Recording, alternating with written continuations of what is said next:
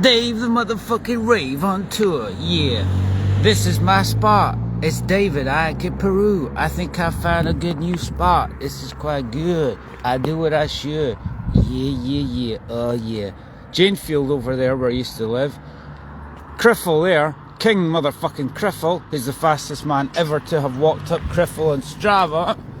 And we're sitting here at the glorious, whatever it is, new seating area, cycling thing there, and cycle pass because motherfucking David motherfucking Keenan injected a bit of pride in the fucking town in COVID, so they put all these paths in for me.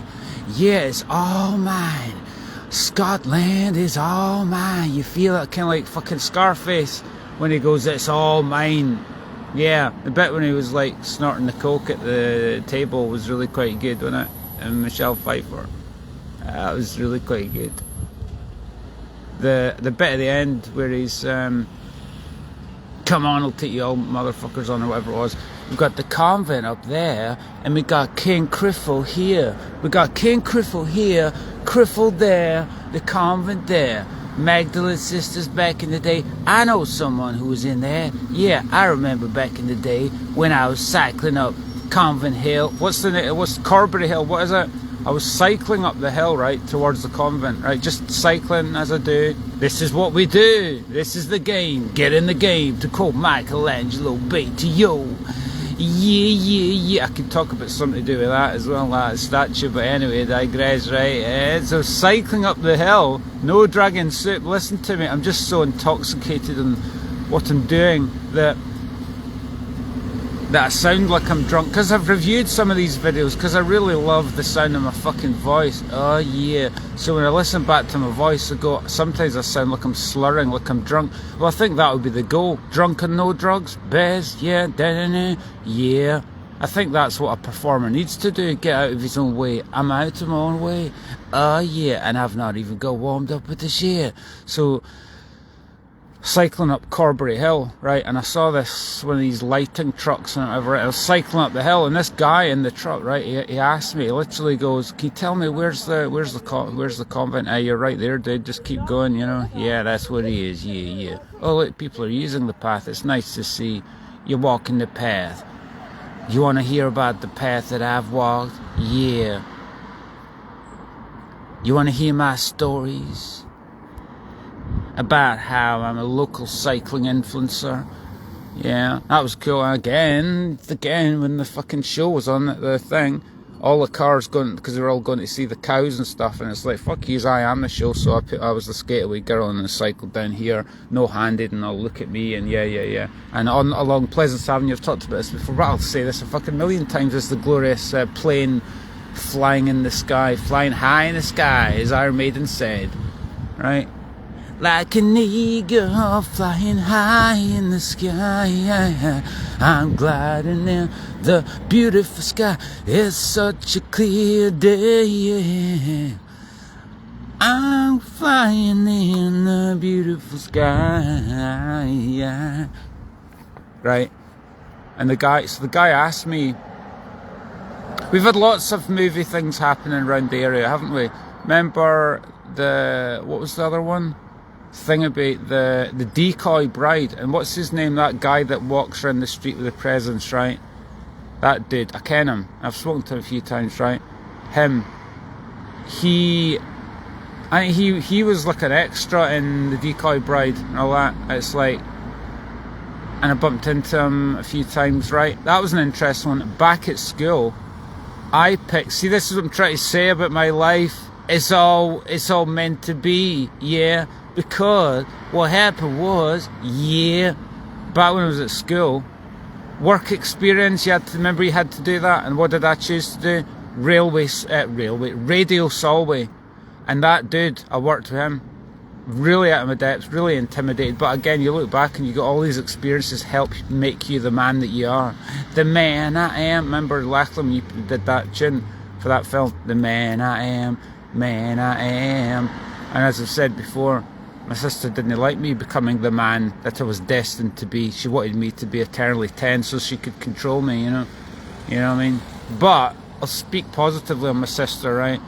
the spiritual solutions copyright. And I remember she was like Anne Gardner, right?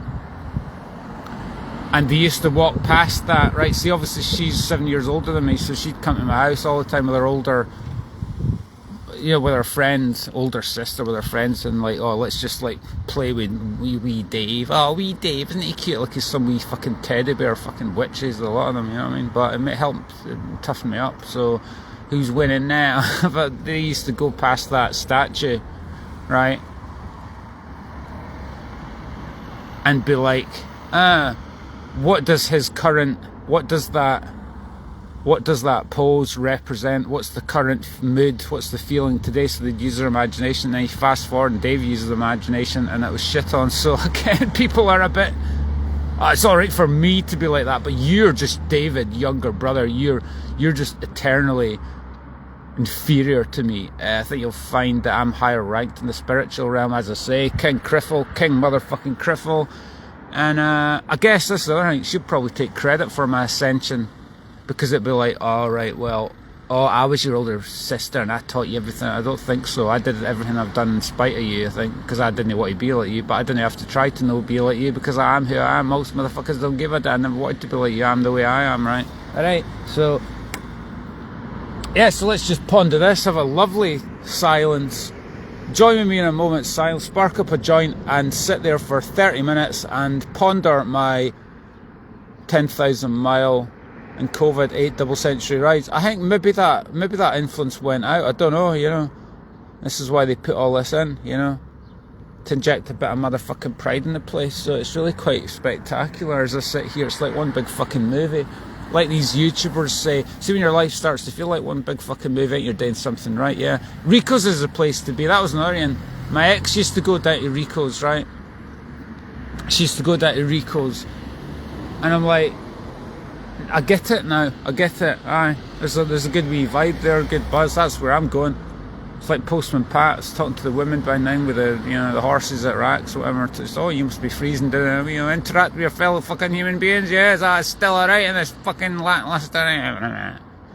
So aye, that was quite interesting. Aye, that guy that, yeah, I don't know, was he in Magdalene Sisters? Well, you can't know who I'm talking about, right, Ken? But living the dream, because I've been in loads of shit, so it's really quite good. It's really quite good, actually, living the dream. So yeah, close to where I grew up, yeah, and I'm sitting here going, look how I went from that to that. Local cycling influencer, they created the bike pass in for me. The world's been fashioned in my image. Dave the local hero, local cycling influencer, living the dream. He wasn't on Magdalene Sisters because he was depressed and he was trying to sort his life out. But you fast forward and like the glowing white light of inspiration of the town, you know, the fucking fine wine that he is, he's manifested some really quite fucking amazing things, you know. Yeah, and we're continuing it, you know. Get in the game. I'm still in the game. I'm looking forward to seeing you, Grant, and maybe you can ask me some questions, maybe. Yeah. It's funny, innit? I've been invisible for fucking 8 years. It's funny, this town doesn't ken my capabilities, and I've been out doing shit, and they didn't even care about it. That's why I'm doing the show, yeah, to wake them up. Hey, look, hey, I was right under your nose, under the radar. Look at all this fucking glorious shit I did, yeah. Is that why folk day shows? Because they're like, all this energy that's trapped up in me, is that I've brought out, that's there right now, needs to go somewhere. People are restricting it, so it's got to come out in the show. Ken, so we'll uplift the entire town. Yeah. Hello, Dumfries, any questions, baby? Yeah. Play the music, drown them out. I'll just write it down. I've done, how many essays have I done at university? How many fucking, keep on running, keep on hiding. One fine day I'm gonna be the one to make you understand. I'm gonna be the one, yeah. Nice legs, you must be a bit cold. Any questions about my running achievements? 2 London marathons, one of them at 3 hours 7, no bad, without even trying. That was fucking great. I didn't even try, did I? If I'd known it was got to be that easy, I would have actually gone for it and got under the 3 hours quite easily. Really quite good. Anyway, well, I think I might go and see Terry, and I'm looking forward to seeing myself on the screen. It's got to be a wee 5 seconds. I've said that before to folk, right?